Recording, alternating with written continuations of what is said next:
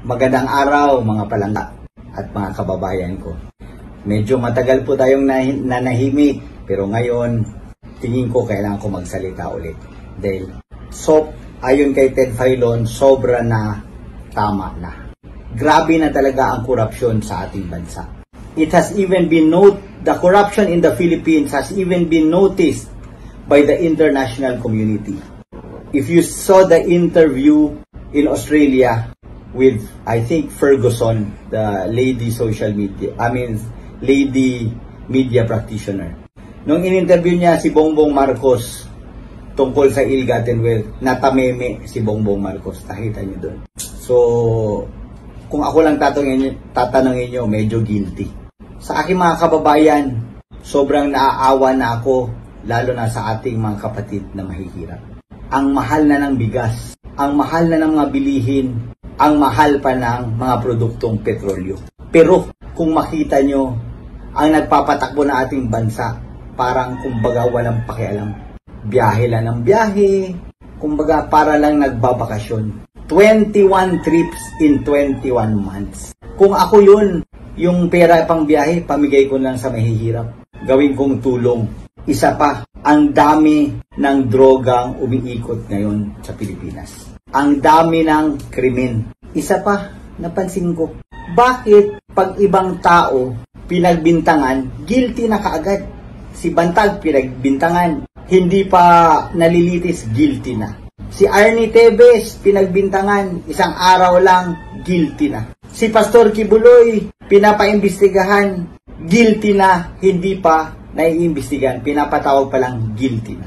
Pero si Lisa Araneta Marcos, nadawit sa isang extortion issue, kaagad pinawalang sala ni Jean Fajardo ng PNP.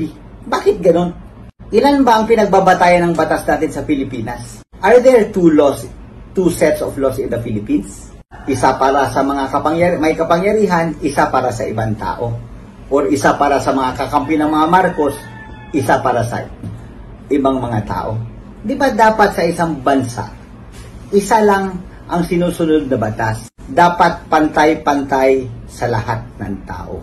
Hindi ko rin maintindihan kung bakit ang ating Kongreso, kung saan ako ay miyembro, kahit tinanggal pa nila ako sa aking paniniwala, hindi karapat-dapat yon dahil hindi nabigyan ng due process. Hindi lang Kongreso, pati Senado hindi ko na maintindihan. Pag si Arnie Tevez, bawal ang Zoom. Pero ngayon, makita natin sa Senado at sa Kongreso, ang dami nang nagzo-Zoom.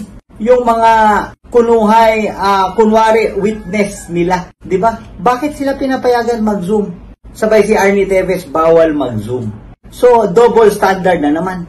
Again, tanong ko, ilan ba ang rules ng Senado? Ilan ang rules ng Kongreso? Dapat isang set lang ang rules ng mga chambers na ito. Nanggaling ako dyan eh. Alam mo, sobra na ang pang-aabuso ni Tambaluslos. Dapat na natin tong wakasan. Lahat pinagdidiktahan na nila. Lahat pinapakialaman na nila. May nakita ako kailan lang, pati LGU ng San Simon, pinapakialaman. Sobra na talaga. Ngayon, grabe ang kanilang persecution or sa Tagalog, pang-uusig sa mga taong hindi sumasang-ayon sa kanilang mga gawain at sa kanilang mga gusto. Sino ang kanilang mga inusig? Ang una, si General Bantag. Sumunod, si Arnie Tevez. Tinanggal sa Kongreso. Binigyan pa ng sobrang daming kaso na kung ano-ano. Wala na ngang witness, may kaso pa rin. Pati si Madam GMA, tinanggal nila bilang Deputy Speaker. Senior Deputy Speaker. Pagkatapos nun, tinanggal pa bilang Deputy Speaker. Ngayon, pagkatapos si GMA, si Boss Pulong naman, si Congressman Pulong Duterte. Gusto na naman nilang tanggalin, pero tingin ko hindi nila kayang gawin. Inuusig din nila si Boss Pulong. Bakit? Pati si PRRD, inuusig nila. Pati si Vice President Inday Sara, sinisiraan at inuusig nila. Pati isang kagalang-galang na pastor, nagsasamba at sa Bisaya, nagsasangyaw, nagsispread ng word ng ating Panginoon. Pati yun, sinisiraan nila. Nakikita ko nga ngayon, ang ginagawa nila kay Pastor Kibuloy, eksaktong script sa ginawa nila sa akin. Sinimulan sa bibintang na may mga baril, may ganito ganyan. Hindi ako magtataka na malamang i-raid din nila si Pastor Kibuloy. Pero siguro ngayon magdadalawang isip na sila dahil syempre alam nilang obvious na masyado yung ginagawa nila. Dahil lang ba ang SMNI ay nagsasabi ng katotohanan at ayaw sumunod sa ibang mainstream media na sila lang ang parating nilalabas sa balita, ang administrasyon lang. Ito, sobra na talaga to. Sobra na. Alam nyo, hindi lang opisyal ang kanilang inuusig. Imagine, pati vloggers inuusig nila. Ang mga banateros, inuusig nila. Ang ibang vloggers, tinatakot, nakasuhan. Pati si Maharlika, may threat sa kanyang buhay.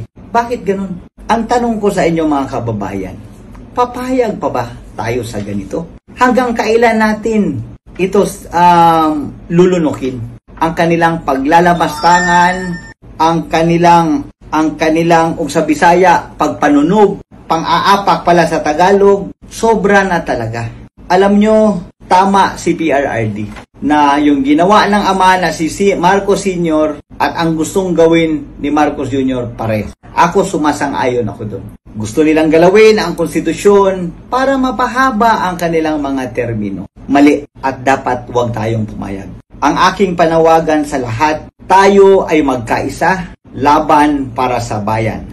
Let us protect the Constitution. Protektahan natin, samahan natin si Pastor Kibuloy, si Ma'am Inday Sara, ipaglaban natin si Ma'am GMA na huwag nilang apak-apakan, at pati ang mga vloggers at ang lahat ng mga tao na ang kagustuhan lang naman ay maging tama at gumanda ang buhay ng bawat Pilipino. Dapat tayong magkaisa at ipaglaban natin ang tama. Laban tayo para sa bayan.